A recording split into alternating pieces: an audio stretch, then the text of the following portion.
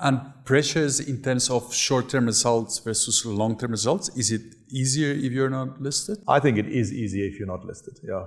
I don't know if you read Michael Dell's, I think, what's it called? I think Play Hard but Fair, or something like that. And he spoke about, remember they took Dell private and then they relisted it, and one of his major drivers behind taking Dell private is that he felt that the transformation that was happening in that, I won't go into the details of what specifically was happening in that server space and the desktop space at that point in time, but he didn't believe that transformation and the balance between quarterly earnings and constantly, disappointing analysts from a quarterly earnings perspective and the share prices under pressure, that they could achieve that. So yeah, I do think it plays a role. It is a difficult thing to balance.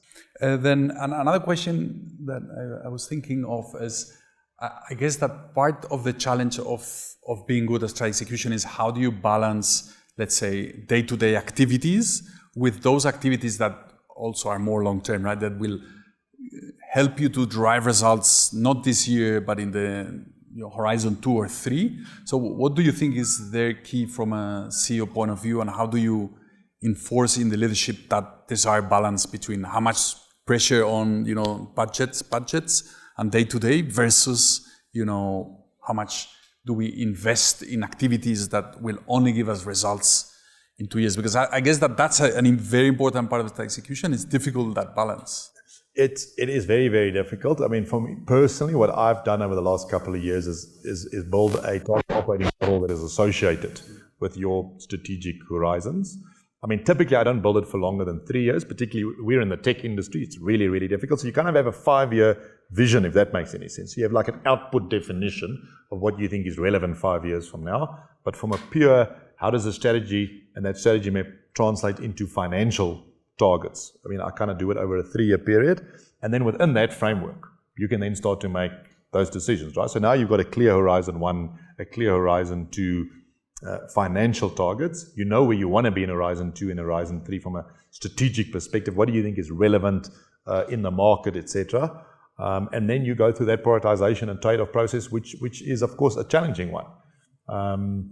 Does that answer your question? Look, that's also to your point about being listed. Of course, it also depends a lot on the balance sheet of the company, and what are its current earnings, because it goes without reason. The more distressed your balance sheet is, the more kind of short-term pressures you have, your ability to reinvest, and you kind of run out of oxygen a little bit.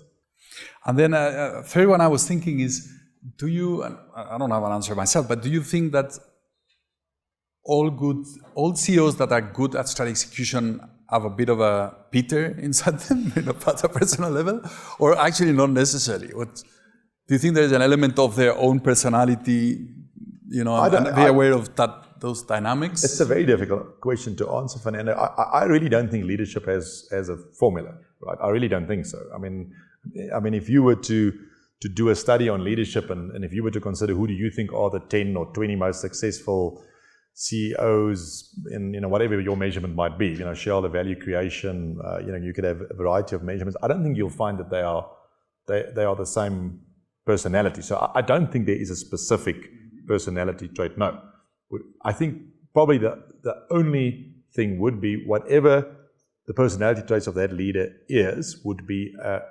self-awareness to surround him or herself with the people that make up for those shortfalls. Because a business needs Mikes and Peters, right? Because if we were all just Peters, it'd be a race to a certain point, and then you'd probably run out of road.